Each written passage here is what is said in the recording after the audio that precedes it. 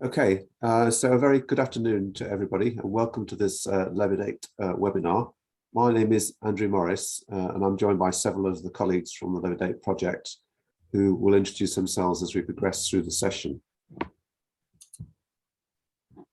Just some first housekeeping issues for you. I should remind everyone that this webinar is being recorded, so if you're not in agreement with this recording for any reason, we respectfully request that you leave the webinar now. A copy of the recording will be sent to you and placed on YouTube. And we also ask if you could please keep your microphone muted when you are not speaking. To ask questions, we request that you use either the question and answer box or raise your hands. And we also ask that you ask questions after each individual block within the webinar. So during the webinar, hopefully it will enable you to learn about what we've been doing in Levitate in terms of the principles of backcasting, how a dialogue with city authorities has led to a valuable qualitative input for our research, how the final results of our impact assessment relate to backcasting approach, and as an example, the results for the city of Vienna will be discussed, including a detailed case study based on the backcasting city dialogue. So here you can see a nice picture of the city of Vienna. So this is a city we've been working on as a case example. This is the agenda that we have for the webinar. First, I'm going to give a brief introduction to Levitate, and then we're going to have an overview of the backcasting approach and its application to the city of Vienna, given by Martin Zach from AIT Austria. Then Martin will continue with his presentation, combining methods and models to obtain quantitative results for impacts. And then Apostolos Ziakopoulos will give a presentation on the user-friendly tool for forecasting impacts and backcasting, and will introduce the Levitate policy support tool. And then finally, we'll finish off with the next steps for the Vienna investigation, which will be given by Gerard Richter and Johannes Muller of AIT Austria. So it falls on me to give you a brief overview of the Levitate project. And today I should say that the focus will not be so much on all of the impact results for the sub-use cases considered, which we've also presented in other previous webinars, but how we start from a city's strategic goals and analyse how CCAM can contribute to reach them.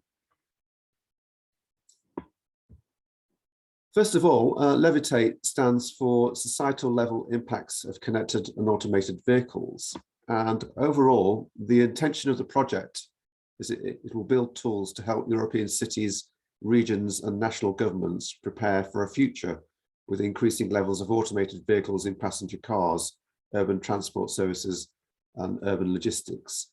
And as you can see here, the project funding is 6.4 million euros, provided by the European Commission within Horizon 2020. And the project is led by Loughborough University, bringing together 12 partners from 10 countries, including renowned research institutions, local authorities, and global partners. And it's a 3-year project which started in December 2018. Now, I mentioned previously that the project involves 12 partners in total. The partnership overall addresses the combination of technical, stakeholder, and implementation challenges involved in conducting the necessary research and preparing a policy support tool. The team that we've assembled also combines all necessary competences and expertise in order to carry out the technology evaluations through data analysis and simulations to ensure successful dissemination and exploitation of the project results. And then ultimately, our intention is to successfully launch a policy support tool to be used by a range of stakeholders, including local and national roads authorities and policymakers. Therefore, hopefully you can see we have a good blend of research institutions, universities, software and simulation experts, and road authorities. Overall, there are high expectations associated with much optimism about what connected and autonomous transport systems might deliver in terms of safety, mobility, and environmental benefits. But as yet, we don't have any standard means to predict what's really likely to happen, and whether all of the predicted benefits are likely to eventuate, or whether there may be issues associated with the introduction of automated transport systems that we've not yet really realized or anticipated. Also, and maybe less obviously, we need to consider whether the potential benefits that we might predict in one particular metric do not mean that there's a detrimental impact on another metric. So we need to consider all of the likely benefits and disbenefits collectively. And this sort of analysis is a little bit more complex than you might imagine, but it's no less important or necessary.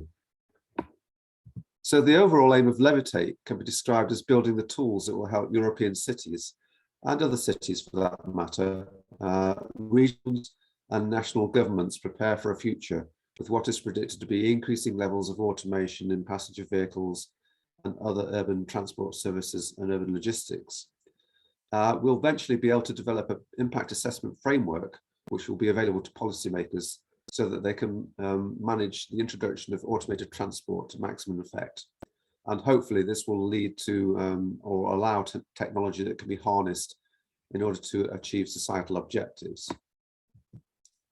In order to achieve its objectives, Levitate is establishing or has established a number of impact assessment methods, some of which we're going to talk about today. And the intention is that we'll establish how these can be applied across a range of future scenarios once automated vehicles become a reality, based on stakeholder inputs, quantification of impact dimensions and indicators, and the development of microsimulation tools. And we're exploiting these methodologies to examine what might happen within each possible scenario based on modeling and simulation.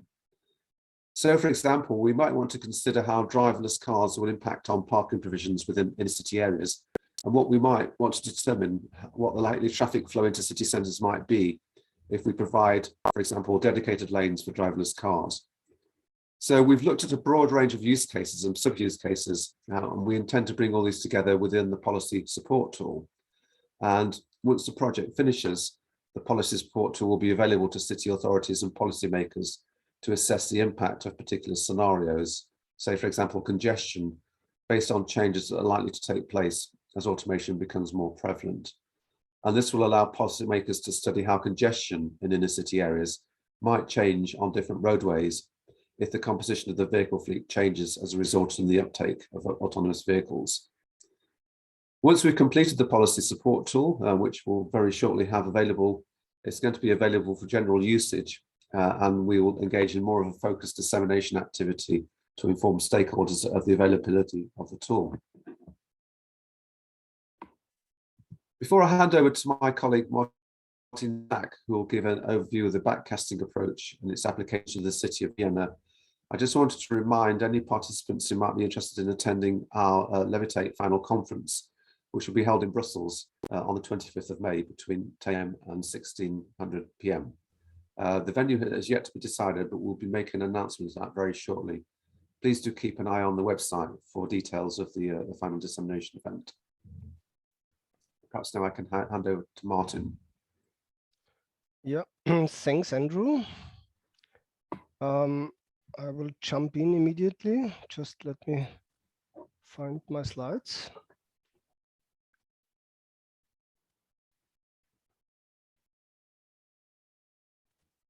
Okay. Thanks, Andrew, for your introduction. I think there was already a lot of information in here.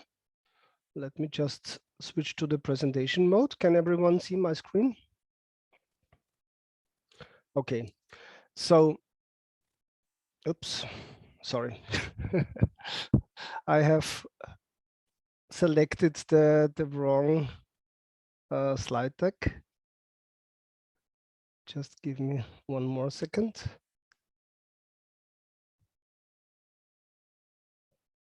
Okay, that looks better.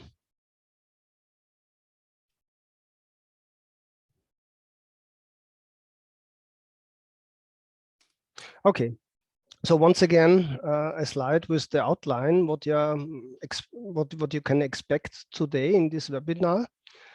I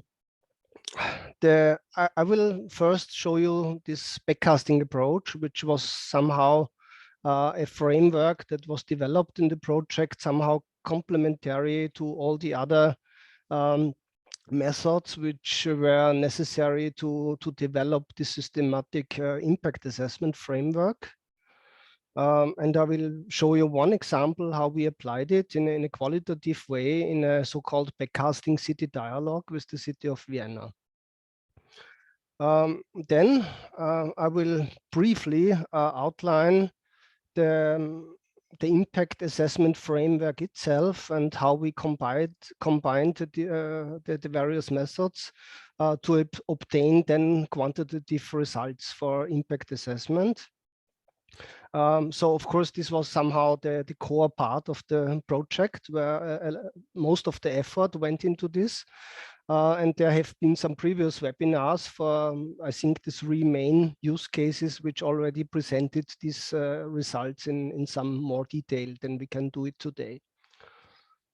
The next step will then be how are all these results going to be shown and presented to the user in our policy support tool. So here my colleague Apostolos will give you a short presentation of this.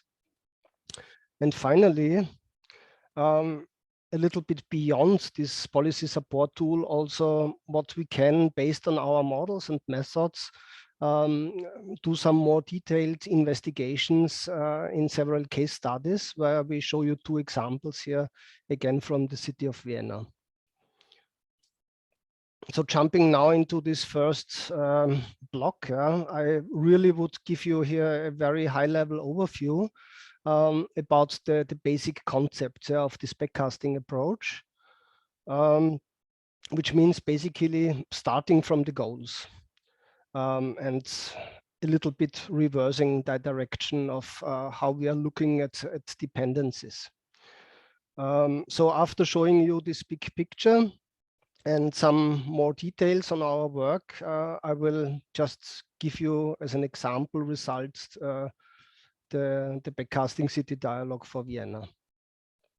So just to start here, this was a slide that was created in a very early phase of the project when we tried to make a more systematic assessments of in which impacts are we interested in. And without going into much detail here, the main message was that we have some direct impacts of automated transport systems, but there are also some indirect impacts which influence each other. So we could also say we have direct impacts, we have systemic impacts, and then we have wider impacts, like public health or a lot of the environmental or emission goals or impacts, and other things like land use.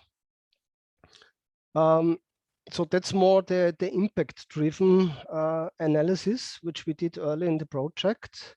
On the other hand, complementary to that, we looked also, well, what are really the goals and how should we focus on these impacts that we want to achieve. So of course, there are a lot of different approaches available already, how you can classify goals in a systematic way. From very high level, global level, down to a city level or even below. So of course, I think everyone knows about the Sustainable Development Goals, where, for example, you have death rates for on the road, emission and environmental goals, but also urban development, and basic needs of mobility for people, accessibility to mobility. There is also the Sustainable Urban Mobility Indicators, which tries to make this more systematic on the city level. But we also complemented this analysis with looking into the already defined city strategies for 2030, 2040, 2050 for the 2 examples for the partners that we had in the project. And finally, we organized all these goals and corresponding indicators into 4 dimensions, where I think the first 3 of them are quite familiar also from sustainable development. So we have society, environment, economy, and also, and especially here for the focus of our topic, safety was somehow taken as an extra dimension. Just showing you now this, let's say, the big picture, yeah, what we really mean by backcasting and how we want to apply it in the project. So connected, cooperative, and automated mobility has a lot of different impacts. I just try to move my window here because it takes part of my screen. On the other hand, you can start from the vision, yeah, from a set of quantified goals or targets, which have to be reached in a specific target year. And the intersection of this leads to the definition of an indicator framework, which we did quite early in the project. We have some further dependency here. We can apply sub-use cases or policy interventions that either directly influence one of these indicators or via the parameters of the automated mobility. And to close the loop here, when we start to define the vision, the question is, well, in order to reach a certain vision in a specific year, what policy interventions could support me as a city to reach these goals? As far as connected, cooperative, and automated mobility can really contribute to this. Basically, I think we can consider this loop in two ways or two principal possibilities. There are definitely certain impacts which are positive in terms of these indicators. So the policy intervention would rather be some enforcing of the corresponding applications or use cases. But there are also some other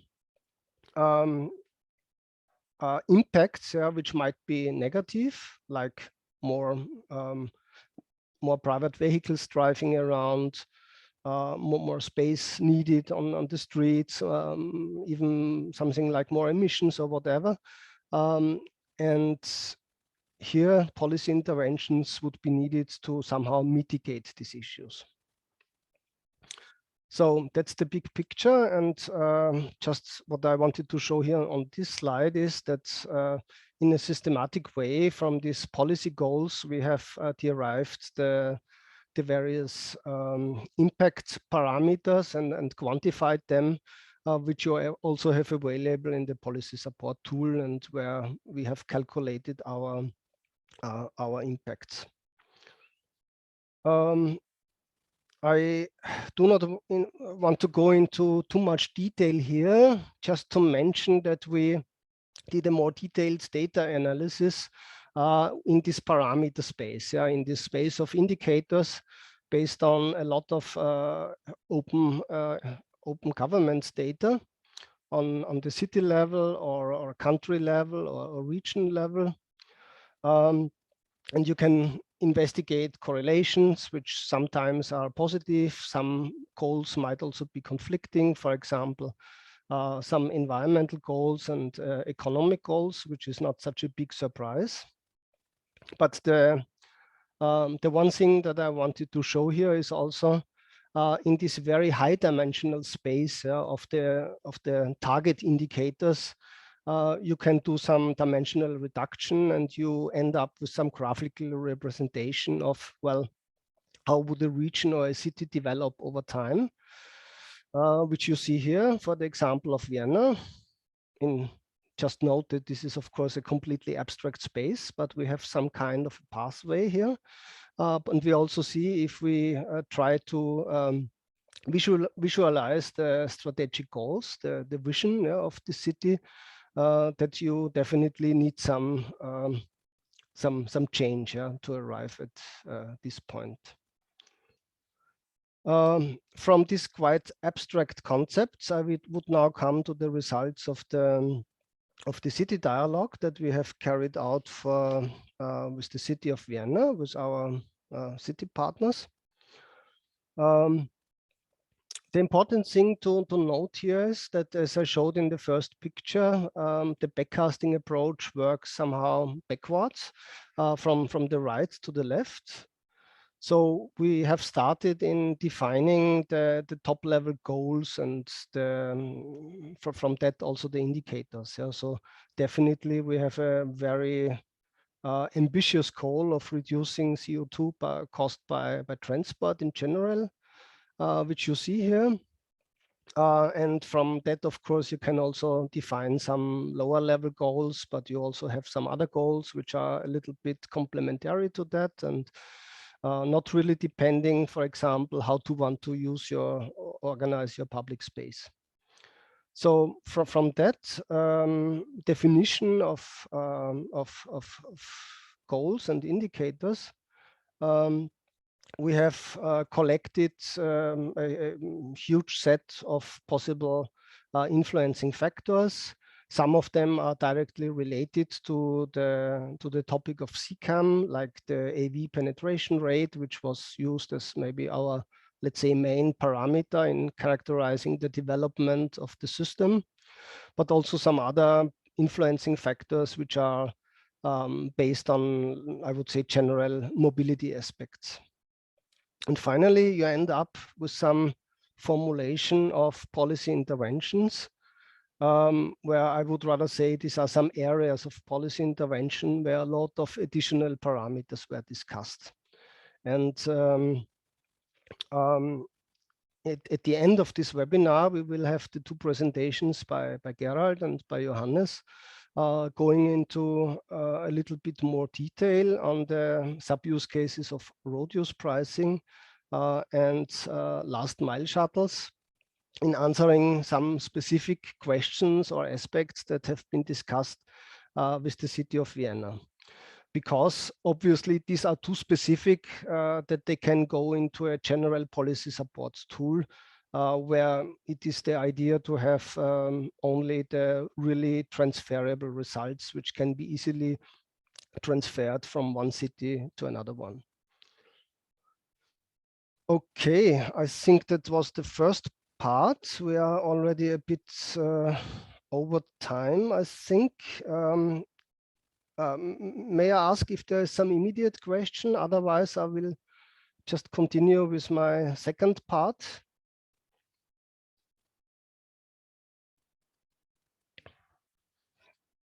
Okay.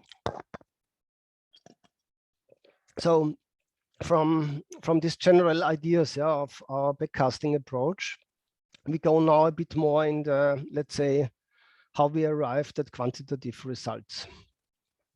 And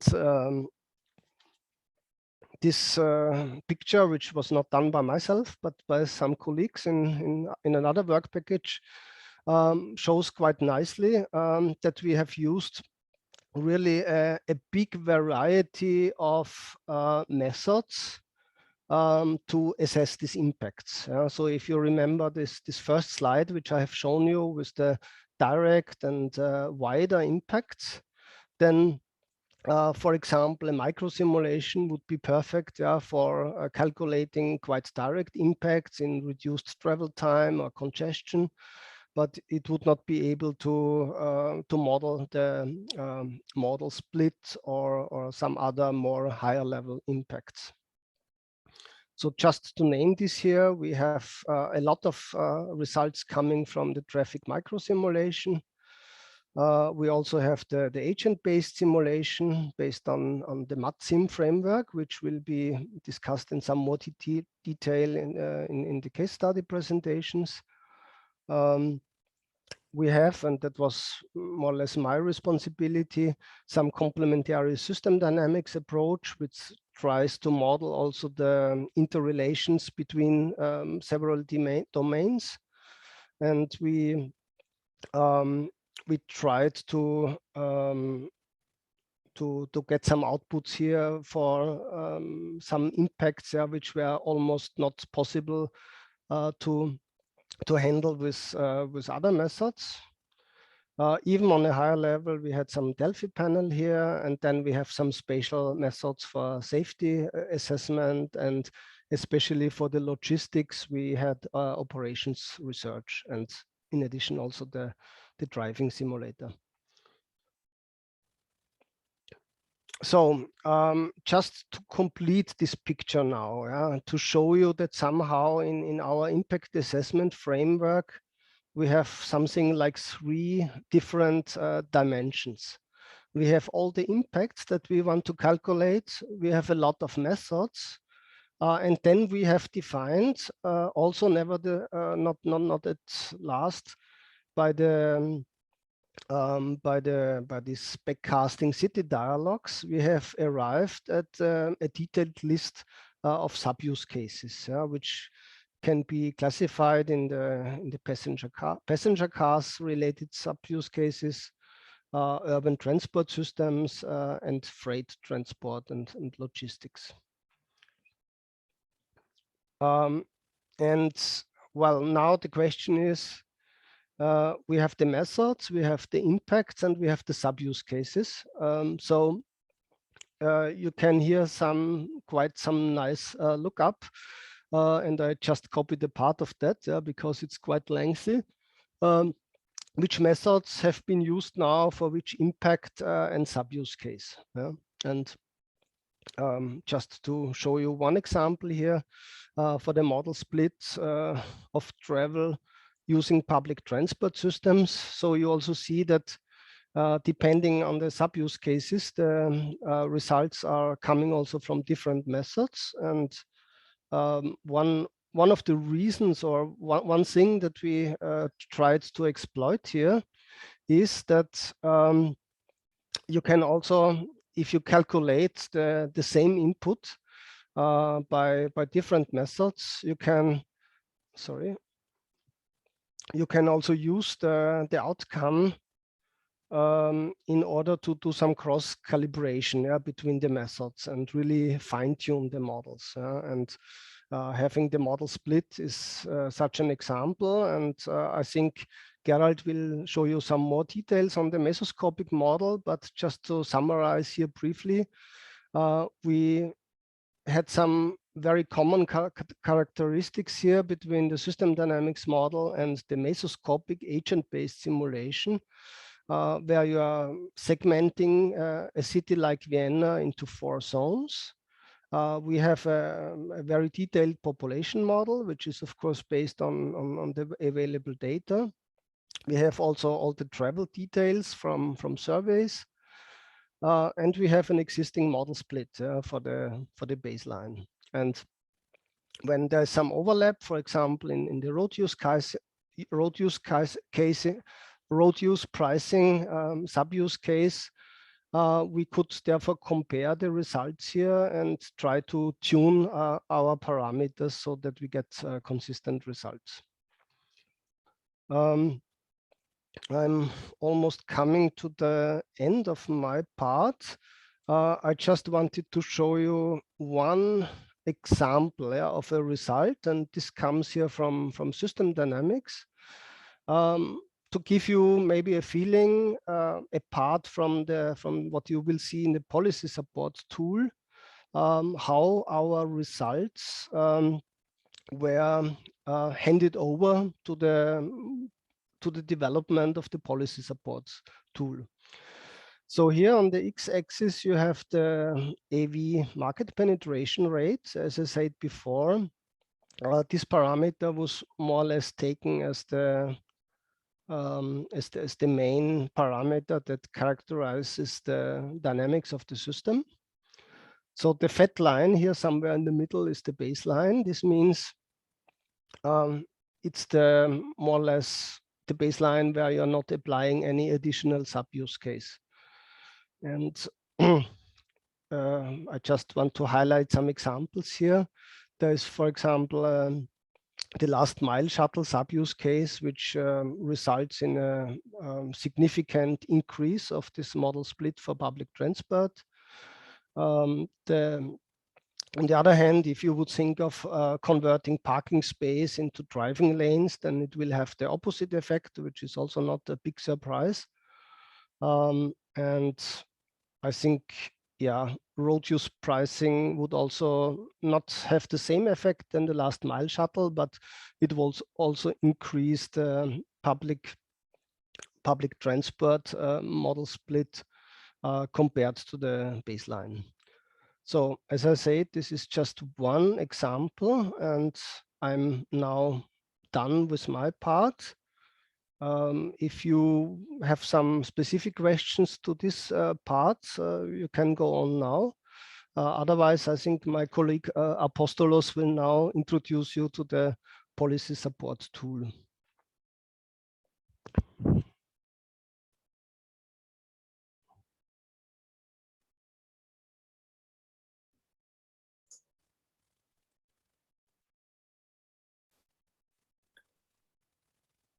Thank you, Martin. I don't see any questions in the chat or any raised hands at the moment. So maybe we can just press on with the next part of the webinar given by Apostolos. Thank you. Thank you, Andrew, and thank you, Mark.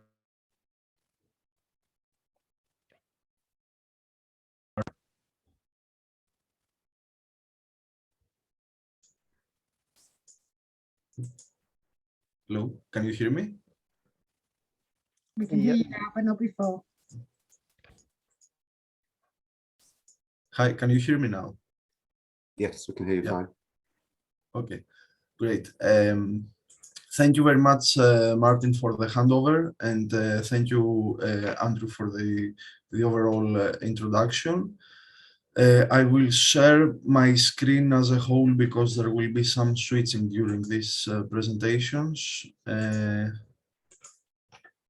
hope that now the presentation is visible.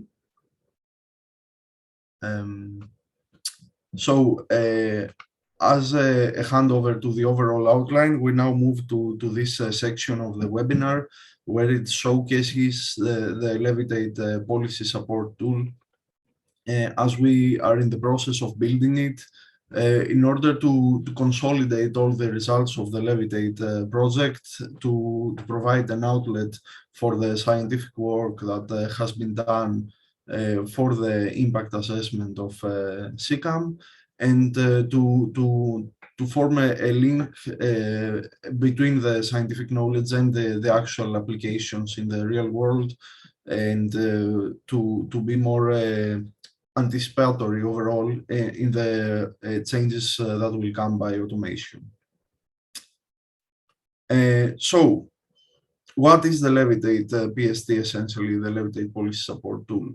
It is essentially this system that integrates all the findings for the use cases examined in Levitate, be they urban public transport, freight transport, and the passenger car related CCAM policies alongside with their baselines. And each of these policies is known to be separated into further sub-use cases and policy interventions related to these sub-use cases. The PST draws results from all the methodologies that Martin mentioned of Levitate. So these are microscopic, mesoscopic simulations and operations research, Delphi panel system dynamics. And it is being created right now as an open access, dynamic, and web-based system. So some of the work has been done and some modules are ready, but others are work in progress, and we're working heavily on improving them and delivering a better tool for everyone. And as I said before, it will be a one-stop shop for assessing CCAM impacts, both the baselines and the targeted policy impacts. And we are aiming to provide this unique scope of a network-based and a city-based assessment, rather than a road user-based where only one automated vehicle, for instance, is examined. This is something that is a bird's eye view, if you will, a high-level view of the future transport systems. Our means to do that was to consider not essentially strictly time-related concepts or stage-related concepts, but to sort of transport everything to and relate it to the automation penetration levels. So this is the main governing heart of Levitate, how much of CCAM is going to be present in the networks to form our baselines. And these are considered to be 10% increments with different time horizons. So that means that there are more pessimistic and conservative scenarios where automated vehicles reach about 50% of the network later, compared to an optimistic scenario where this percentage is reached much sooner. Overall, the policy support tool provides assessment for 23 impacts. These are impacts related to both direct users, the systemic impacts that are related within the transport network that we examine, and the wider impacts that surpass the limit of a specific transport network. Within backcasting mainly, but also from the results of forecasting, policy recommendations can be drawn, and there are on the estimation part, on the more calculator-related part, but there will be also much related documentation present in the libraries of the PST, the knowledge module as we call it, as well as cost and benefit estimations for all the CCAM policies and the related impacts. There is a functionality that renders it possible to examine two policies at once, measure combination, as I will be showing in a while. And the overall system is created as two main pillars, essentially. So we have on one hand the estimator module with forecasting, backcasting, and CBA submodules. Essentially, the cost-benefit analysis is being envisioned as an extension of forecasting and backcasting. And the knowledge module, which will be the library of the project, it will be more static, while the estimator is dynamic, but it will have a rich documentation regarding project-level assumptions and transferability, use case bibliography, sub-use case description, definitions, and assumptions, and dedicated documents for each of the methodologies that we use that explains everything in detail, our reasoning, the path that we followed, and of course, this goes to the related impacts as well. So, this online PST version is live now as we speak, parts of it at least. And I am going to transition this presentation there. We can visit the online PST in the URL that you see on the screen, CCAM-impacts.eu. And we can see how the system will operate. I am switching now to the browser version. You can see this is my browser here. And already the user is greeted by this this home screen, essentially. I hope that my screen resolution is adequate, but of course you can access it now to your own devices as well. So we have the introductory text and the three modules that will be essentially live when the project finishes. The forecasting module is functional now fully. There are some additions to be made, but it is accessible, and I will be taking you through there. The backcasting module has functionality, but will also receive further improvement, and the knowledge module is being prepared actively now. Together with accompanying information considering the identity of Levitate and whom you can contact about it. So if I were to click on the forecasting module, then I will be taken to the forecasting subsystem, which you can see here. We are greeted by this screen of drop-down menus and numbers. And of course, as you can all understand, this is a highly technical website. We are tackling advanced issues as Martin and Andrew described, and they require not in-depth knowledge to use, but some familiarity to be able to get the most out of the system and to understand how it relates to the problems at hand. So I can initially select one use case. For instance, I can select a passenger car use case. So this is the wide umbrella term of the situations we are examining CCAM-wise and the related policy interventions. And I can select, for instance, a dedicated lane sub-use case scenario to see the results for it. And here I can select what type of scenario I wish to examine. So, of course, no automation serves as a baseline.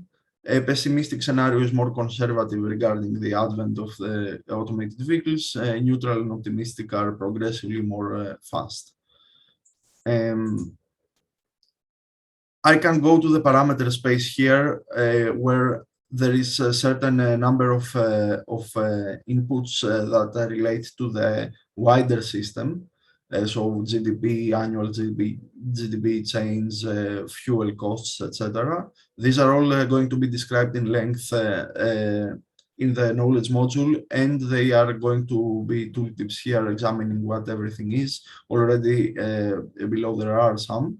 And the most important thing is that we have starting values for the parameters so that the user has a rough idea of what the system expects, of what ballpark of values would be better to have initially. Of course, they can be changed and tailored to the user needs.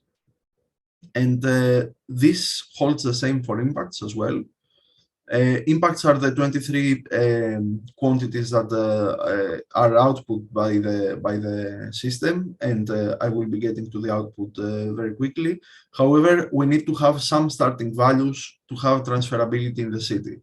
So you can understand, for instance, travel time of 15 minutes for a 5-kilometer trip might be appropriate for a city like Vienna, for instance, but for a city like Athens, my home city, or any other city in Europe, things might need to be adjusted a bit to be more close to reality.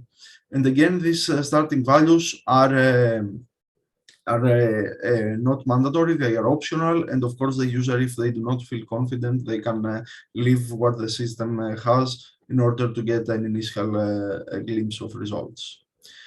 Again, these are all very much, some are self-explanatory. There are tips here and tooltips, and they will be described in detail in the knowledge module. What does each impact stand for, and what it can represent. So I will get to the bottom of the page now, and we can push the submit button. And here we can see already the results of the system. I'll get to the top of the page. So for instance, we can get a curve for CO2. We can get a scenario that concerns, for instance, motorway and day road, and we can see that the system calculates the curves here that are projected for CO2 due to the dedicated lane policy for motorway and day roads. There is a number of things we can change in the system. For instance, we can adjust where the policy is implemented, and the system takes this inertia into account and adjusts the final outputs and the final curves to bring us these results. All these results are presented in tabular form as well for all impacts. So we have now travel time, vehicle operating cost, access to travel, congestion, etc., etc., in all the scenarios below. So this was a thought of the project partners that the more technically oriented individuals might want a tabular form for impact presentation, and you can find these calculations here quite easily to navigate through. And also the system allows to sort the outputs where that makes sense to get the highest numbers or the lowest for convenience. And this is the baseline without the policy intervention, so that would go to the gray area here. And with policy intervention, we can start to see what the first policy, so the motorway only policy, would imply. The results again are all here, and the user can scroll down to get can scroll on the right to get the full extent of the tables for each year based on their input. And this goes to the other cases of dedicated lanes that are displayed by the system as you are scrolling down. And the labeling here will be improved a bit to be more intuitive, but the essence is here. Very quickly, I will show just one additional functionality of the forecasting tool.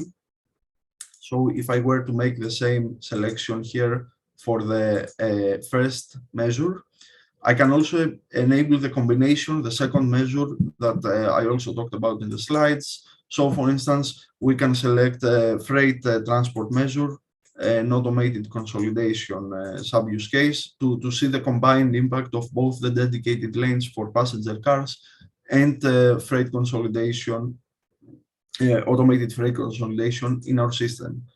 And very quickly, I can scroll down and find the submit button again. And it will take me to a similar interface that describes both measures being implemented. So I can select the specific policies, and I can obtain this curve here, for instance, for 2022, with the same temporal inertia into account, and all the results below in tabular forms. And of course, you can imagine that this has been quite a complex process. For some sub-use cases, the combination was intuitive, but for others, we needed to think it a bit through. And there is a documentation on how measures are combined, and it depends on the overlap that is projected for them. It has followed a crash modification factor approach from the Highway Safety Manual of the US agency on an impact combination philosophy based on the overlap of the two areas. So we have adapted that for the impacts in the Levitate project. Very quickly, I will show the backcasting functionality. So going back to the home page, we can click now the backcasting module, and we are transported to a similar screen. We can have a look that is similar and yet not so similar to the forecasting option. So again, we have parameters here and the impacts. So the bottom part of the page remains unchanged. But for the backcasting, what is most important is that you set your dream, so to say, you set your initial target for the system to browse through the existing options. So let us say that I set here a target year of 2040, and I select a scenario, a neutral scenario, and I select the emissions as my target. So what backcasting does is that it will request a specific impact for CO2 and a specific range. So let us say that I input a 3,000 range from the baseline value that was previously 25,000. I can add more impacts here, so up to 5 targets can be added. But for now, let's go to the simpler one to get the outputs. Navigating here to the bottom of the page will take me to the submit button. And by clicking the submit button, the system parses through every available option and presents some solutions that are essentially projected for the CO2 emission due to vehicles. What we're in the process of doing now is we're this selected essentially specification allowed us to examine and parse through the database of each sub-use case, but to get the extent to which they would be able to reach the target. We're in the process now of seeing these results. So you see here all the policies. Freight transport automated consolidation, its first policy, its case 1 policy, will allow about 3,000 output. But we are in the process now of sorting and parsing these databases so that there is a prioritization based on the difference that each policy is going to bring to the transport network. So we will be reshaping this page and make it a bit more consolidated and a bit more user-friendly in the future. I will now get back to the presentation. I have some final slides here. Of course, these are screenshots of the demo that might remain if someone wishes to examine them offline. And there are some additional functionalities that I do not have time to talk about, such as policy intensity and effectiveness, but I'll be happy to discuss them later. And I would like to get here to the algorithmic outline of backcasting, which is essentially our vision of where we are going to be taking the system in the next weeks. So again, we have the inputs of the target year for the user to select. We have their vision, their impacts to focus on it. 2 to 5 impacts or 1 to 5 can be very easily handled. And then to sort and display policy interventions based on the percentage that these policies reach the goal for its impact. What we plan to do next is to have the user select a policy intervention as a new reality, essentially, and to assess the impact of these interventions, showing when target will be met, and to perhaps change the input if they are not extremely satisfied with what the system backcasts for it. But the user essentially can confirm that they are happy with the step and take out the outputs they need based on inputs. And there is also some thought, if time allows, to allow some adjustment to consider the first step as the new baseline and to repeat the backcasting exercise if a new measure is introduced. So for instance, to allow dedicated lanes for the first 30 years and then switch to freight consolidation, for instance, for a more composite two-step backcasting output. Again, this is the module as it is today, which is for your perusal, but it will be improved in the coming weeks. And I will now hand over to my colleagues from AIT again to take the next part of the presentation. I will be happy to make answer to any questions or to make any further discussions for the tool, both now and at the end of it, or at further if you'd like offline after the webinar ends. Thank you very much for your time. Thank you very much, Apostolos. Before we hand over to our colleagues at AIT, Gerard and Johan, I just wanted to check that there are any questions about Apostolos' excellent presentation on the policy support tool. I don't see if there's anything in the chat, so if you have a question, could you please raise your hand?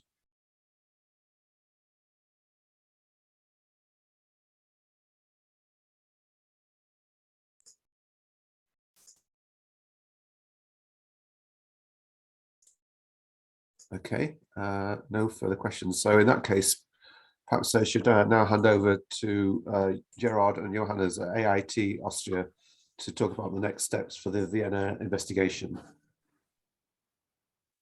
Well, thank you, Andrew. Can you hear me? Yes, I hear you fine. Thanks, George. Okay. So I'll try to share my screen.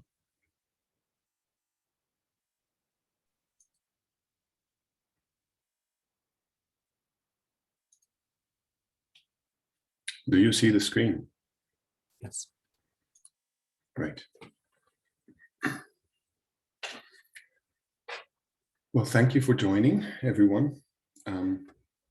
I am tasked with outlining a bit about the mesoscopic simulation model that we are using at AIT to infer some consequences of the introduction of connected automated vehicles in the coming future.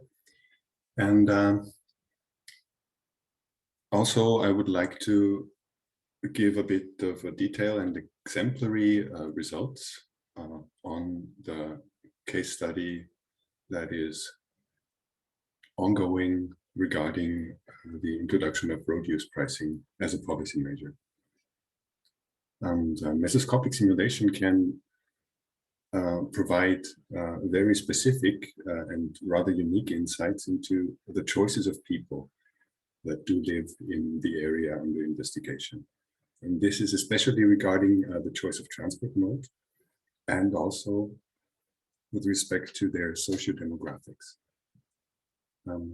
The assumptions that we're using for such a model are that in this case, the road use pricing or tolling is only considered for passenger cars, which means it does not, oh, there is an, I'm sorry. There seems to be a interesting, a mishap.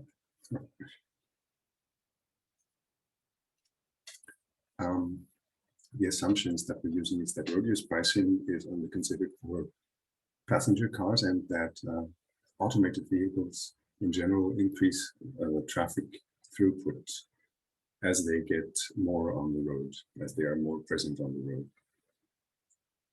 We also consider that an average workday is representative for all these evolutions. The goal, of course, is to support RUP as a measure to achieve regional goals. The model. As has mentioned before, we are using the Matzing framework to do our simulations. It's an agent-based model that uses activity chains to model the agent behavior.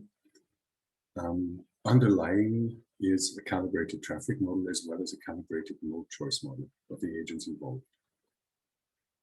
We also added some multimodal extensions so that we can handle all the tasks that we envisioned.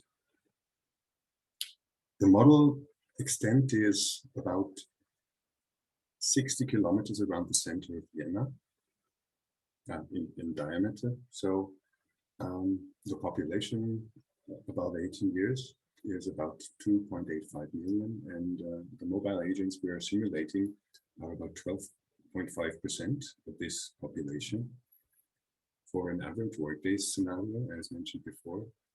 And specifically for the road use pricing case study, the area that is defined as the tolling area where the road use pricing is implemented is part of the inner city.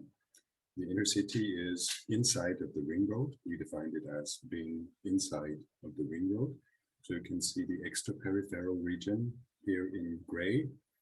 In the more abstract plot on the right side, we have the intra-peripheral region, which is inside the actual investigation perimeter of our model. Then we have an inner city region, and we have a city center. The inner city region is surrounded by an arterial ring road. This structure can be probably found in most of the cities in Europe that have grown organically over time. So this is an aspect that should be quite transferable. The ways that we implemented road use pricing in our scenarios is twofold. We either chose a static toll on all vehicles where the vehicles are charged on entry into the inner city region or the tolling region in that case. And we introduced also some pricing levels, which would be 0 for no tolling, 5 euros on entry, 10 euros on entry, and 100 euros on entry as a prohibitive tolling measure. It works like this. The vehicle passes over the border of the zone and there's a price to pay for that.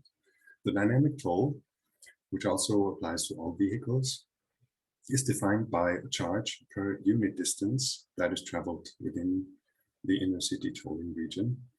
And pricing levels are matched so that the total diametral crossing of the whole region would also amount to the same amounts of money.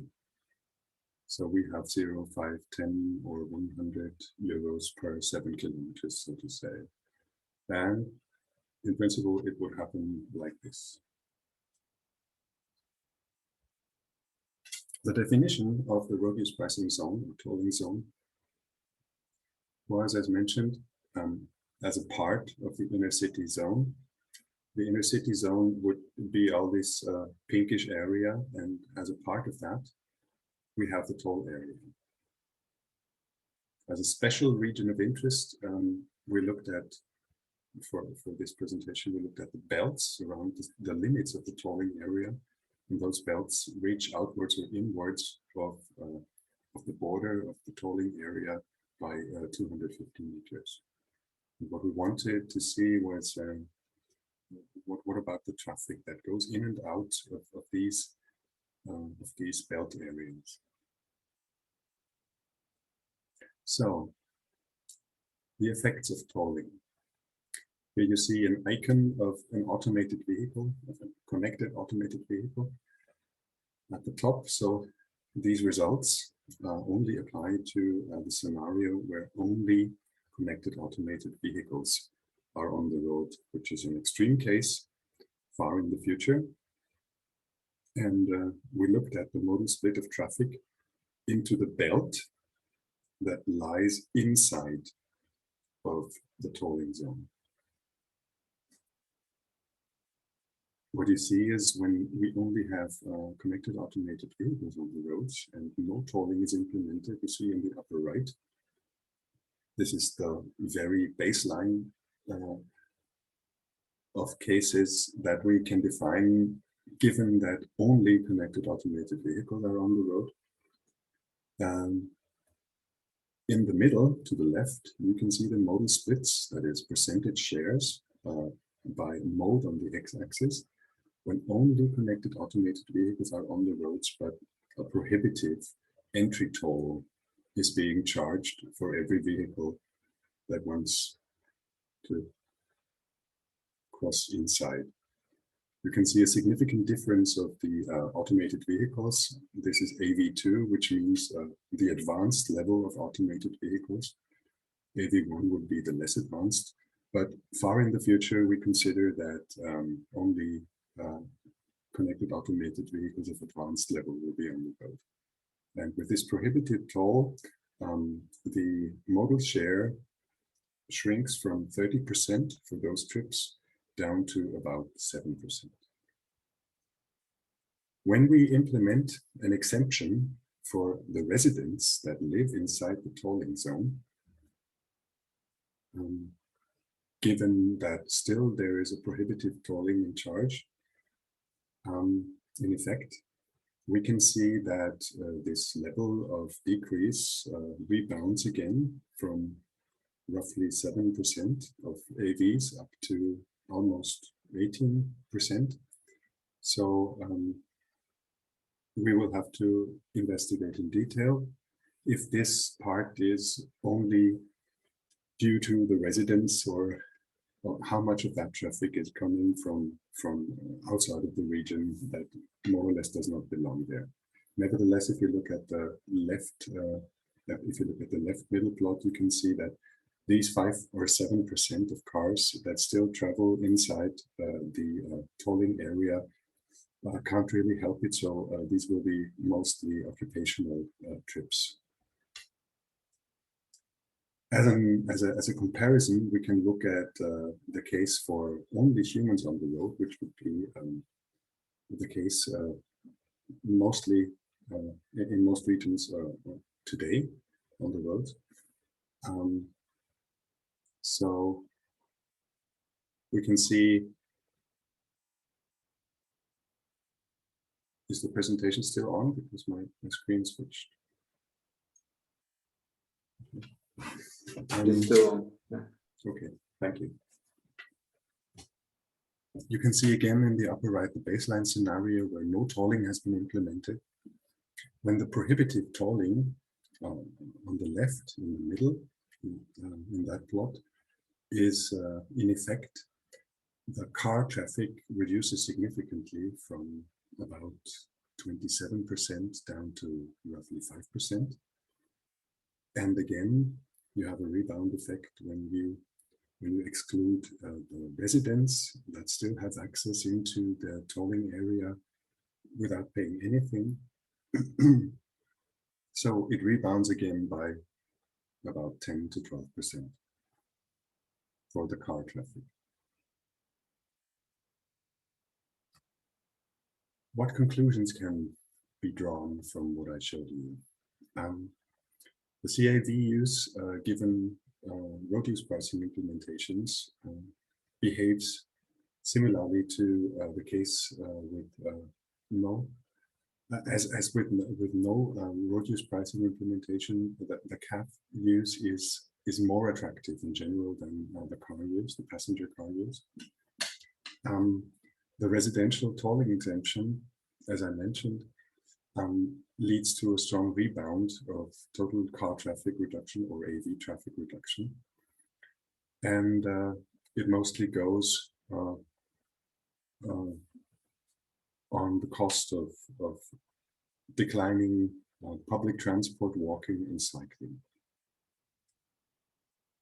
The investigations that are still ongoing are more details on the topics that I presented you. And we also look into tolling based on road use class within the city. And then there are the general conclusions that we can draw for comparable cities and regions, which we will also look into. This is all from me. If there are questions, please ask them now. Okay, maybe due to the time, we just follow on with my presentation, and everyone is welcome to ask the questions in the chat. I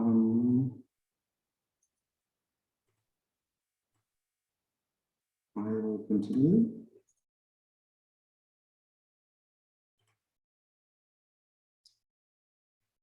Wonderful. I have to see the screen in full mode. Just give me a second. So the other case study that was performed was on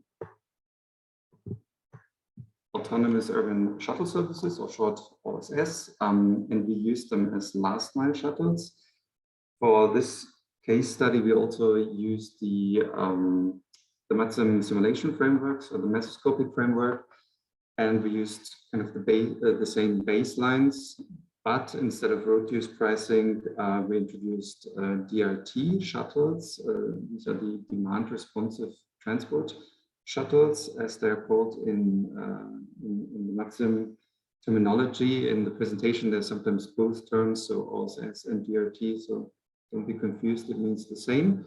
And we introduced these shuttles in the 16 zones that you see on the image on the right. And for this sub-use case that we already presented in further results in other webinars, you can find the results online. In this presentation, I will focus especially on the yellow marked one. So because this PSD that we introduced, or Apostles introduced to you, deals with kind of very this general impact assessments, we wanted to use the case study to look a bit deeper into the different cases, because when you analyze the whole zone, you sometimes miss specific findings, and that's the purpose of this case study I will present to you.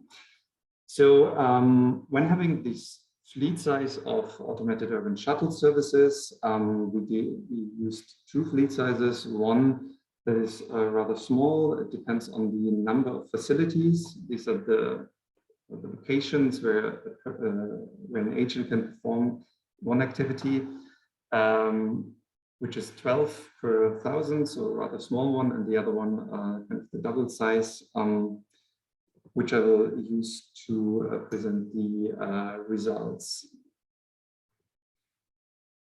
The three different areas I will focus on are different in their characteristics. For the non-Viennese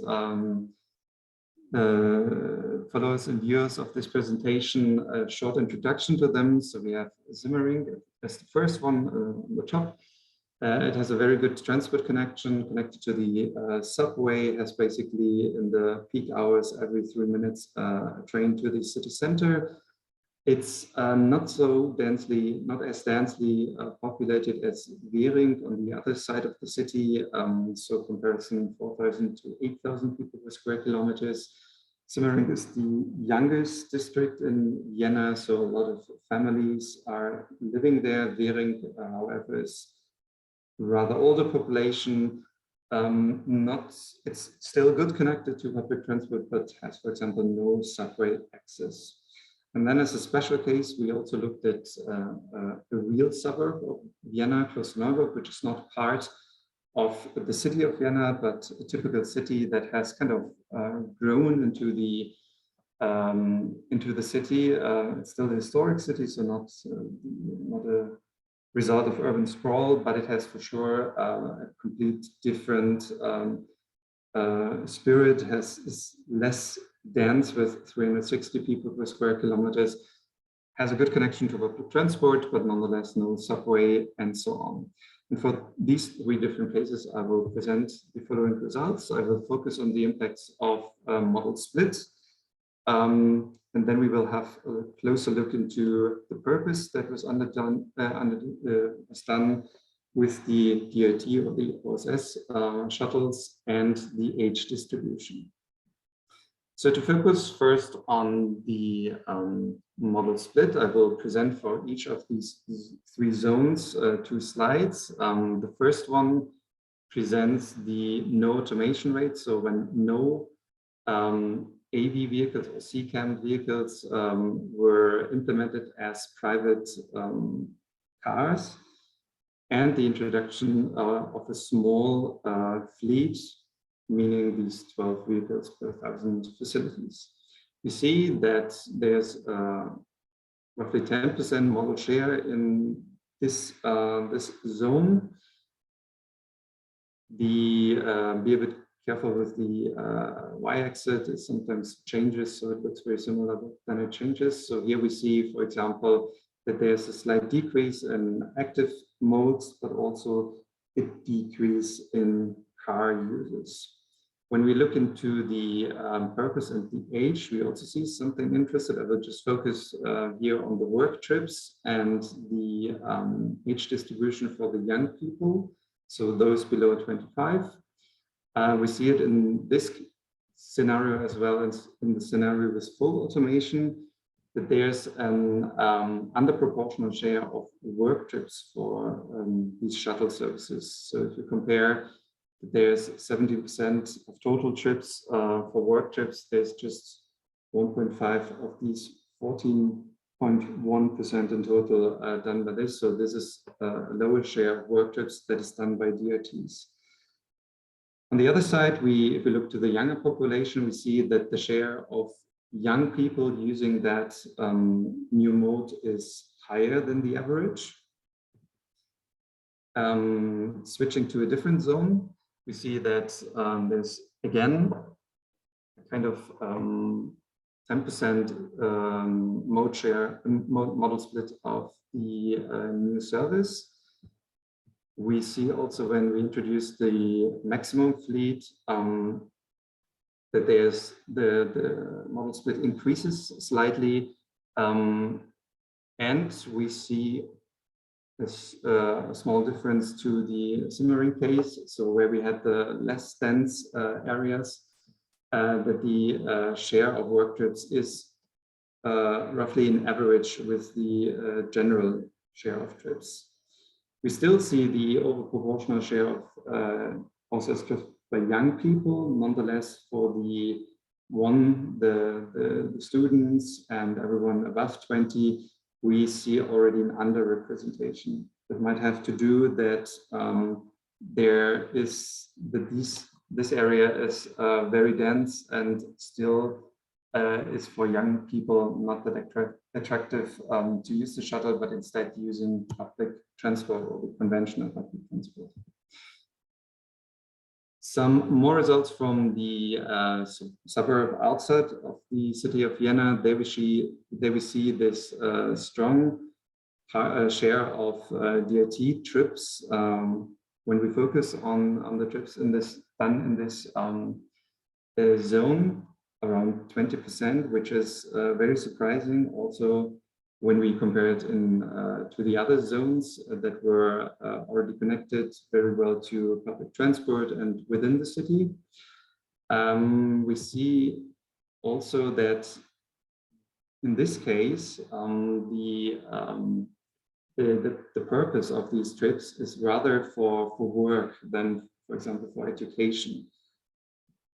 And in terms of age, we see that there is no specific over average use of young people using this shuttle.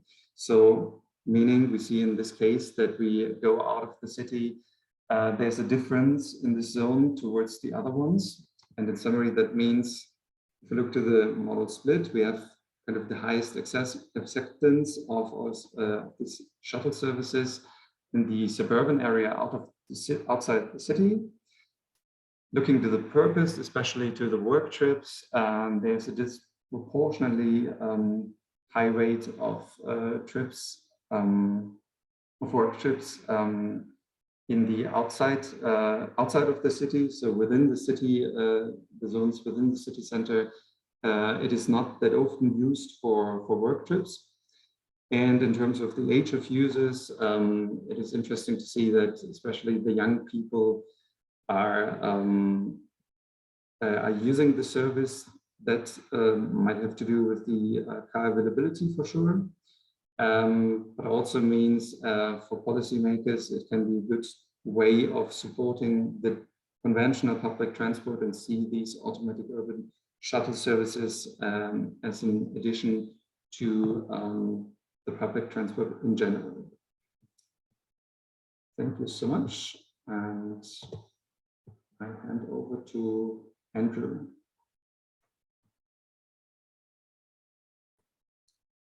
Thank you very much, Johannes and Gerald. Very clear presentation from you both. We have some time left now for any discussions or questions. So again, if you have any questions for any of the speakers today, could you please either raise your hand or put your question in the chat. I see there's already one question from Frederick Borquin, who asks, in the scenario studied so far, what was the level of investment in new infrastructure or in regeneration of existing ones? Do any of our speakers like to address that question?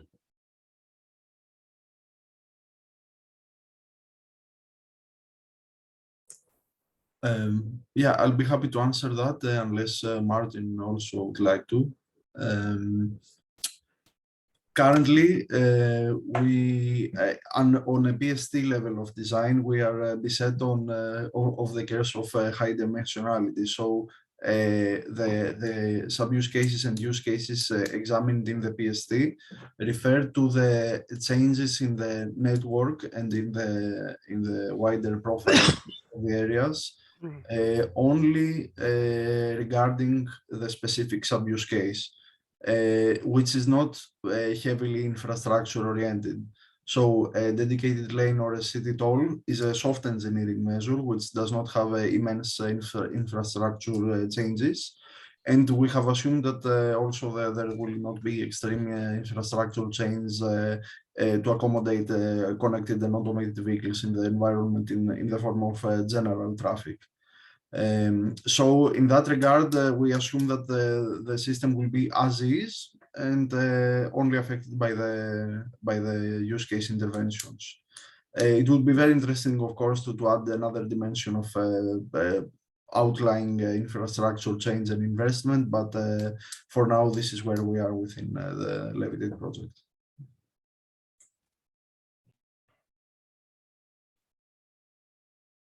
Okay, thank you, Apostolos.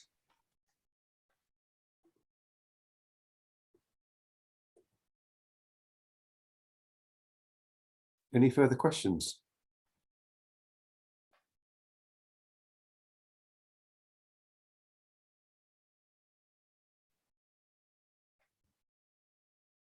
Okay.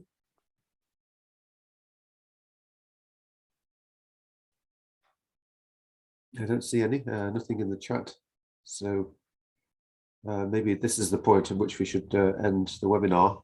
Oh, hang on, another question has just come through. So Frederick follows up with another question. Thank you for your answer, but infrastructure is often or sometimes considered as a bottleneck for deployment.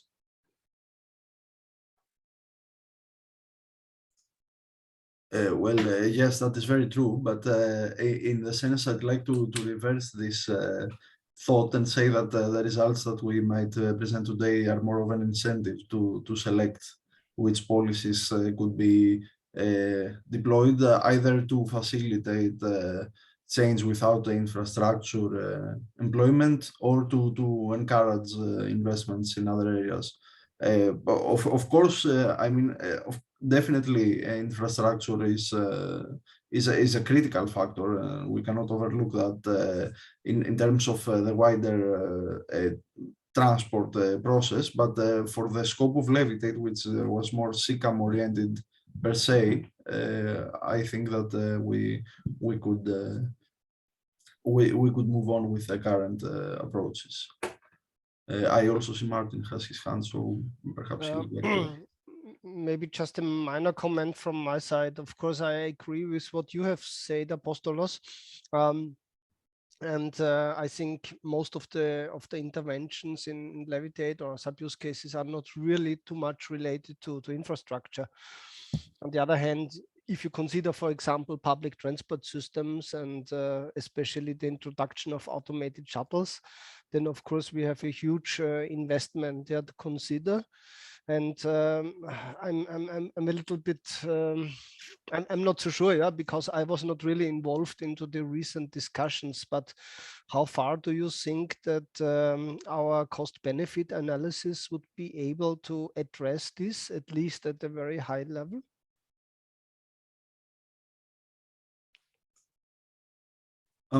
Yeah, our cost-benefit colleagues are not here today, but I think that there are the costs that are, they have integrated the costs of such an intervention to a quite a meticulous manner. And I think that any developments to accommodate like automated shuttle service, either point-to-point or the wider, like wide-scale e-hailing services, I think they are accommodated in the CBA process.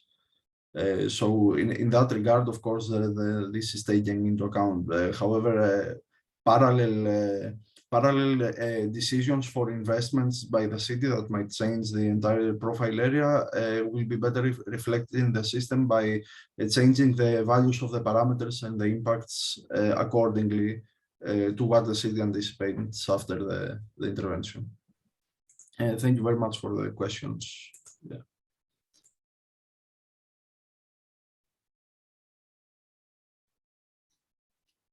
So I don't see any further. Oh, hang on. One more question. There's one more comment, I think. Yeah, cost benefits or co-benefits. Sometimes cameras can be multi-purpose.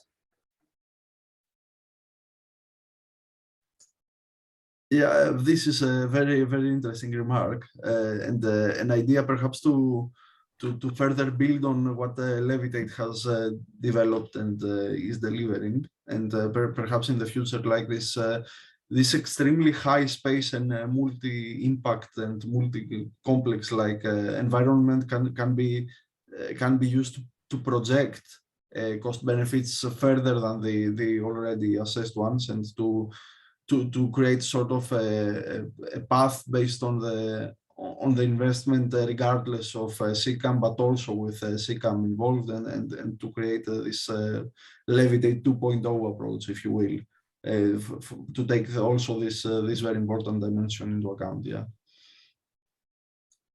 And just regarding the co-benefits, I think from this backcasting view, it's quite natural that, well, if you let's assume that you are looking to optimize two special indicators, yeah, which are not really depending too much on each other, but you might end up with some policy interventions that are really, you know, you have this multi-solving idea, yeah, that with one intervention you can have a series of benefits, and that would be the idea that the backcasting algorithm brings this up within this high dimensional space.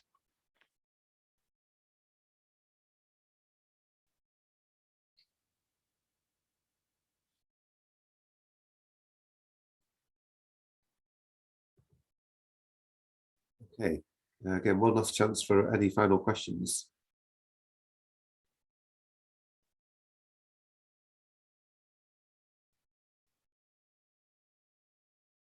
Okay, I don't see anything in the chat or in the Q&A, so maybe this is the point at which we should bring the webinar to a close. First of all, I'd like to thank all of the speakers this afternoon for the very detailed and excellent presentations. Can I just make a final comment? Of course. Sorry to interrupt. Yeah. I'm not sure if you stated it, but what I wanted to mention also in my presentation in the beginning is that part of the things we have shown today, especially apostolos, and yeah, I think apostolos here I'm mainly referring to. You have seen just a few glances today of work in progress, especially what relates to the backcasting. Yeah, so I think the next webinar, if I'm not wrong, will be more dedicated to this policy support tool and presenting things more in detail. Yeah, so it might be also interesting for all the audience to register to this next webinar. Yes, I second that. Thank you, Martin, for bringing it up. Yes, the PST will be showcased when it's completed in a dedicated webinar, and we'll be able to take things through to a much more detailed level. Already, I'm happy to say that I had some colleagues from other projects approaching me and hoping to get a glimpse of the tool, and we'll be definitely sharing and advertising it once we have it. So yes, stay tuned. Okay, thank you. I invite any more last comments from any of the speakers.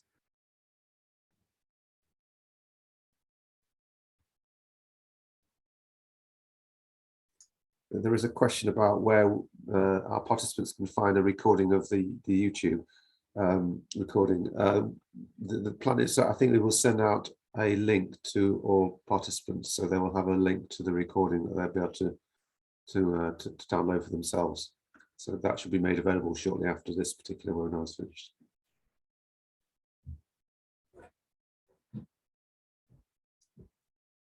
Okay, so again, it remains for me to say thank you to all of the speakers for today's presentations, and I would urge you to keep an eye on the Levitate website for details of the final Levitate event, which will be held in Brussels on the 25th of May at a venue yet to be decided. So please be aware of that. We look forward to seeing some of you or all of you in Brussels on that day. And for now, wish you a very pleasant rest of the day and hope to see you at the next Levitate webinar. Bye for now. Thank you, everyone. Thank you. Good afternoon. Bye. Thank you, everyone. Bye-bye.